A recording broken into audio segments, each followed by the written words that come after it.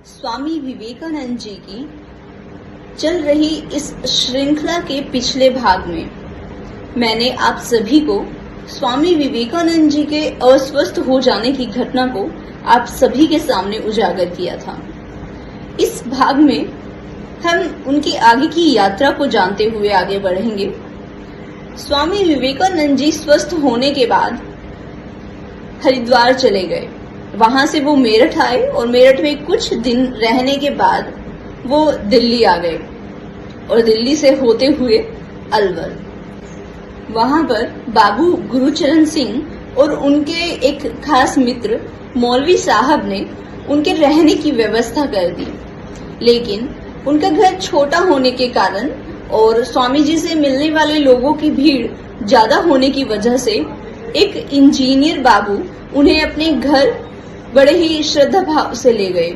यह देखकर एक इंजीनियर शंभुनाथ पंडित उन्हें बड़े ही आग्रह से अपने घर ले गए। वहां प्रतिदिन सुबह 9 बजे से दोपहर तक हिंदू और मुस्लिम जाति के भद्र युवागण उनसे मिलने आते थे। स्वामी जी के बारे में सुनकर वहां के दीवान बहादुर सिंह उनसे मिलने आए। उनसे मिलकर वो बहुत ही प्रभावित हुए और अगले ही दिन दीवान ने महाराज को पत्र लिखा। महाराज, हमारे यहाँ एक साधु सन्यासी ठहरे हुए हैं। उन्हें अंग्रेजी भाषा का ज्ञान इतना अच्छा है कि मैं तो एकदम दंग रह गया। यदि आपके पास जरा सा भी समय है तो आप उनसे वार्तालाप करके जरूर देखिएगा। उनसे मिलकर आपको अपार प्रसन्नता होगी। उस वक्त महाराज राजधानी से 2 मील दूर एक प्रासाद में ठहरे थे, लेकिन सौभाग्य से वो अगले ही दिन राजधानी आ गए और उनको पत्र मिला, जिसे पढ़कर वो बहादुर के यहाँ पर ही स्वामी जी से मिलने के लिए चले गए। कुछ देर वार्तालाप करके स्वामी जी से महाराज ने प्रश्न किया, स्वामी जी, आप बहुत ही विद्वान जान पड़ते हो। आप चाहते तो धन उपार्जन कर सकते थे, लेकिन आपने भिक्षा को ही क्यों चुना? इस पर स्वामी जी कहते हैं कि आप पहले मेरे एक प्रश्न का जवाब दीजिए।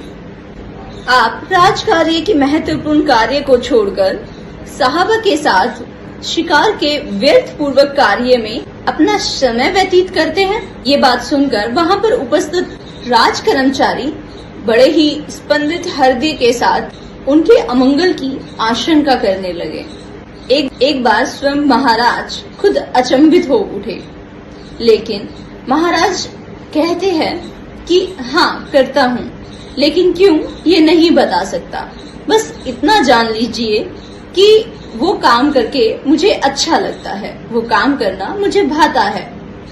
कुछ समय के वार्तालाप के बाद महाराज जान गए कि स्वामी जी सिर्फ एक सुपंडित ही नहीं बल्कि निर्भीक और स्पष्टवादी भी है।